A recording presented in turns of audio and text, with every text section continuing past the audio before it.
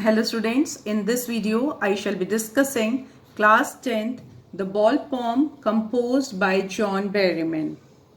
Let's begin with about the poet and introduction of poem. John Berryman was an American poet.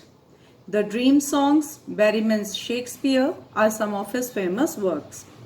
The poet John, through this poem, has touched the reality of life which everyone has to face. Now, central idea and theme of poem. The ball poem is about a young boy who is very upset over the loss of his ball. The ball symbolizes the sweet memories of poet's childhood. Like childhood, the ball can't be retrieved. Yes, like childhood, the ball can't be retrieved. Means the ball can't be brought back. The main theme of poem is that it is the nature of life that things are found and lost. We have to take loss and be brave enough to understand and accept it. There is no use wasting precious life and time. We should celebrate. Yes, we should celebrate every moment of our life. Now, stanza explanation. Students, before starting the stanza explanation, let me read out the poem. What is the boy now who has lost his ball? What is he to do?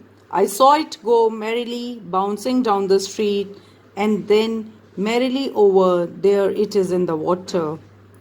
No use to say, oh, there are other balls.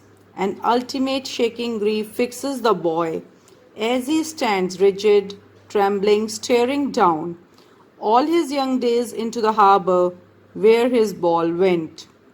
I would not intrude on him a dime, another ball is worthless. Now he senses first responsibility in a world of possessions. People will take balls. Balls will be lost always, little boy. And no one buys a ball back. Money is external. He's learning well behind his desperate eyes the epistemology of loss, how to stand up, knowing what every man must one day know, and most know many days how to stand up. Now, difficult words. Grief means sorrow, merrily, cheerful, harbor, it is a port. Port is the place where ships load and unload their goods. Desperate, hopeless, epistemology, that is a Greek word which means knowledge. Now, let's start the stanza explanation. This poem consists of only one stanza. There is no rhyme, but poet conveys his meaning through the rhythm, tone and use of words. What is the boy now who has lost his ball? The poet is talking about a little boy who has lost his ball. He was playing with his ball, which skipped from his hand and went into the water. The poet asks himself that what this boy will do after losing his ball. He has seen the ball going away, cheerfully jumping up and down in the street. He has seen that. This means the ball went into the street and later on it fell into the water. No use to say, oh, there are other balls. The poet believes that there is no benefit of consoling the boy by saying that he will get another ball because he has other balls also.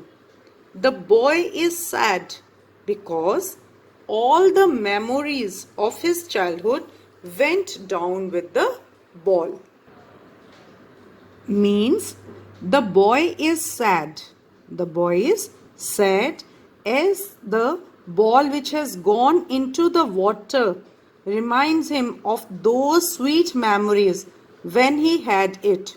When he had the ball, he had the sweet memories of having it. The poet says that he cannot even tell the boy to take some money,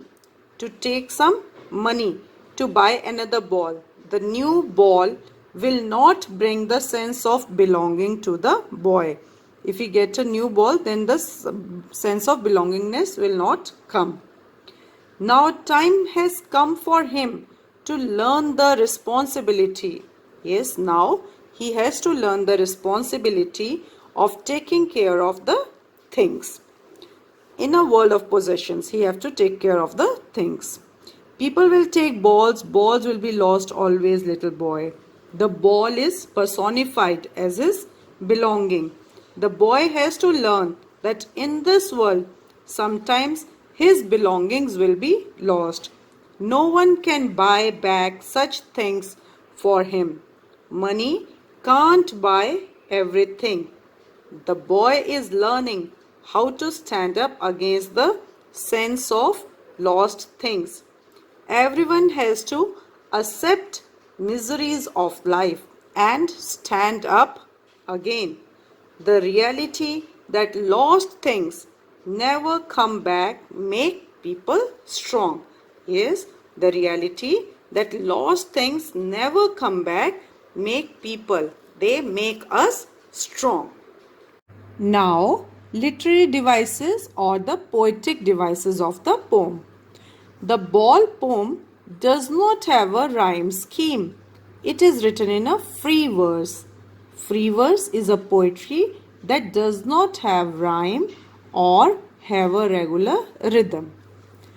Let's start with first is imagery. Imagery is when poet says in line number 3, merrily bouncing down the street. So this is imagination of a ball which is merrily bouncing down the street.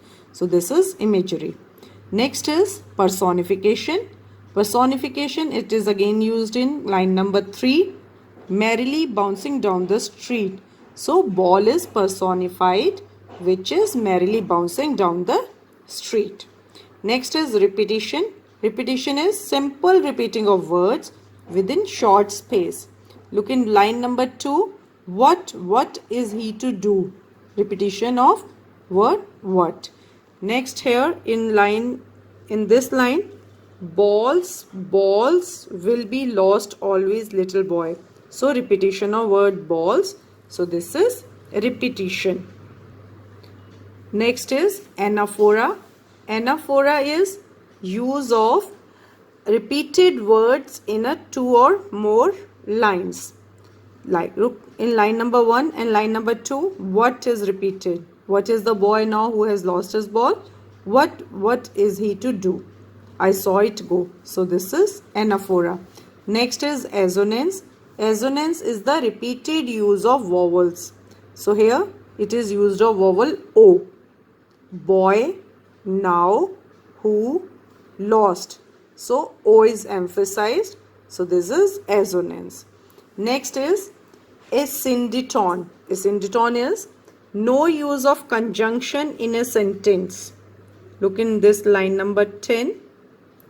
A dime, another ball is worthless. Here conjunction is not used in a sentence.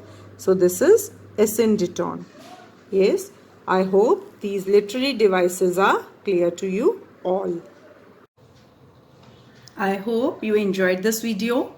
If you have any doubt, please do write to me in comment section. Happy learning. Bye-bye.